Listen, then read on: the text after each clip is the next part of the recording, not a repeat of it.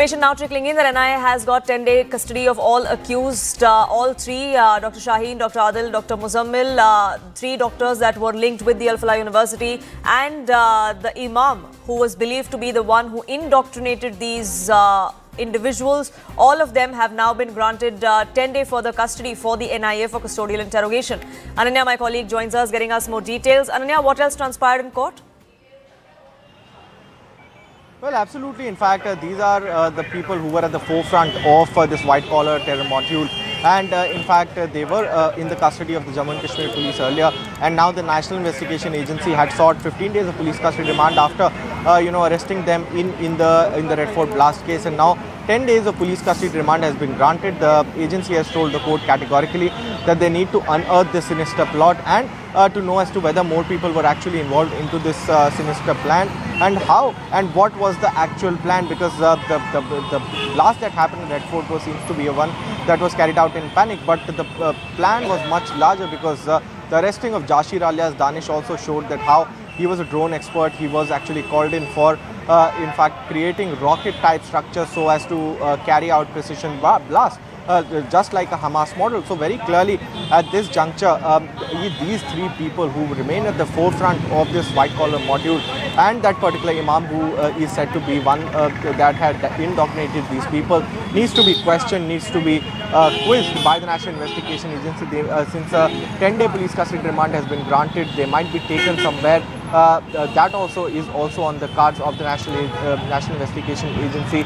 They might be confronted with the other accused persons as well. So we'll have to wait and watch as to how things pan out and what actually do they reveal as far as this investigation goes on in the future. Now, these three accused will obviously give more information as to whether there are any loose links that still need to be tied up as far as the larger nexus is concerned, and that's what will be looked into next. Arunima also joins us, getting us those details. Arunima, even as the investigating agencies are unearthing if there is a larger nexus of this so-called sleeper cell, how far and wide across the country it's spread, Al Falah University continues to still be at the center of it all. Oh, absolutely. And now the worry is that whether Al Falah was knowingly acting as a headquarter of all the sleeper cells. Why is that concerned? Because an old dossier of Delhi Police's special cell on Indian Mujahideen has resurfaced, where this Indian Mujahideen operative, who was also from Azamgarh, who was a close associated of Atif Amin, who was killed at the Batla encounter, Shadab's linkages have been found with Al Falah as well.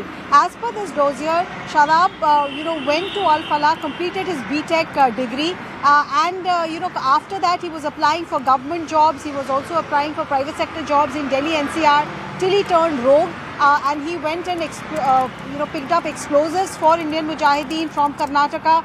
He then contacted the other members of the module, all of whom were from Azamgarh, known to him from their school days. And this operative of Indian Mujahideen has been absconding for the last 18 years or so.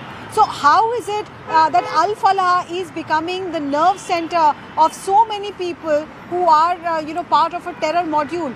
Indian Mujahideen connection, this doctor module connection, also the background checks literally not being done by Al Falah. We've earlier reported that Dr. Muzammil, Dr. Shaheen, they've all been associated with this university. How was Dr. Shaheen employed even when Kanpur University had dismissed her and raised questions about her conduct? Why was no background check done? This Indian Mujahideen operative, as per the Delhi Police dossier, had not managed to clear his class 9th exam, but subsequently he got BTech degree there. So some academics are also, wondering that usually for a BTech degree, you have to be one of the better performers as far as academic record is concerned. So, there are questions which investigators would want Al Falah's administration to answer. Their biggest worry is that did the overground worker or did the sleeper cell network of Indian Mujahideen get reactivated when this doctor's module was being put in place by Jaish-e-Mohammed? And that's really the worry, Arunima, isn't it? That even as the lens continues to be on the Al Falah University, if there is, the agencies also worry that there could be a larger radicalization risk as well if a lot of these doctors who are still studying or working at the Al Falah University are suddenly found at the receiving end of not being able to practice or being completely out of their degree and their jobs. See, there are two approaches currently, two worries. One, that the entire, Al Falah alumni and Al Falah current student community will get painted with the same brush, and it will be a question on their future as well, even though they have, nothing wrong or no connection with this module. The other worry is whether there are still people associated with Dr. Muzammil, Dr. Umar, who have not been put under scanner. What if they go underground? We know that at least 10 students from Al Falah are under scanner, 3 of them from Kashmir. Investigators are trying to ascertain their whereabouts, their identity, but so far have not managed to pin them down. So what if there are other members of this community who were radicalized, indoctrinated, and who are still missing in action? If they go underground, then that's a ticking time bomb as well. Absolutely. So all of that needs to be looked into, Ananya, which is also why the NIA has got this 10-day custody. The custodial interrogation is going to be extremely important of these 4 individuals. In fact, these visuals coming in are from the court, I believe, where the accused have now been remanded to NIA custody for the next 10 days. The custodial interrogation is going to be extremely crucial. And Ananya, we are learning that all 4 of them, now that they are in NIA custody, will sometime be confronted with each other as well to corroborate the claims that they have made.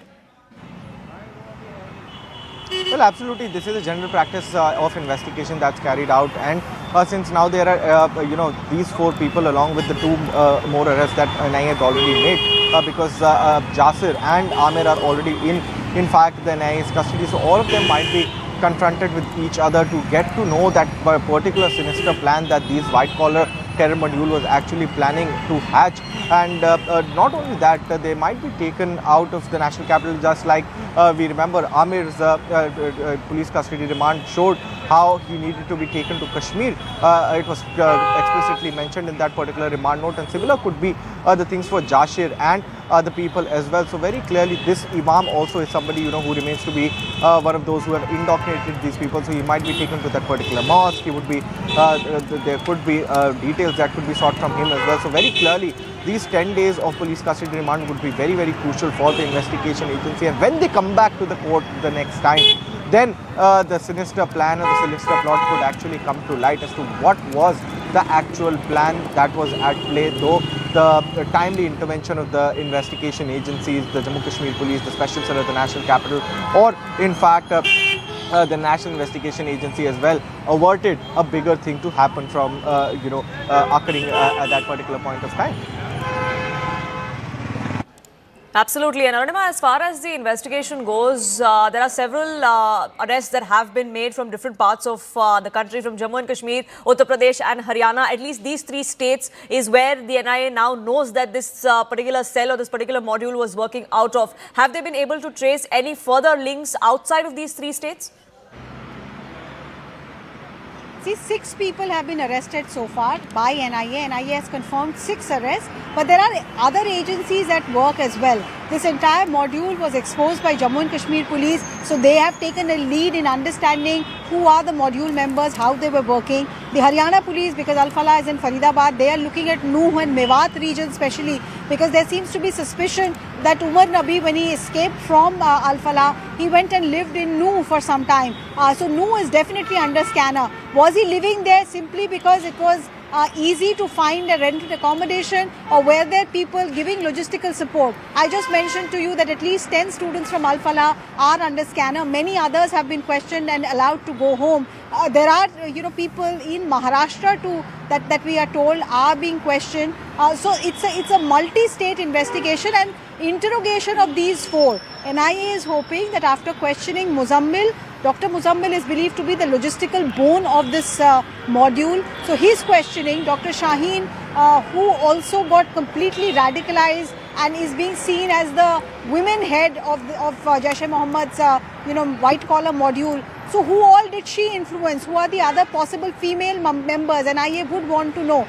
Dr. Adil moved to Saharanpur, we are told, after specific instructions from the handler. Who else did he meet in Saharanpur? So these are questions that they will be asked, because NIA's primary focus will be to A, understand who are the other module members, B, who was the handler, C, who was helping them with logistics, funding and explosives. Right, Arunima and Ananya, thank you so much for getting us the latest on the investigation in the 10-11 blast case and what these loose ends are that the investigating agency is now tying together. But as far as the 10-11 blast goes, condemnation is pouring in from across the world. We've seen several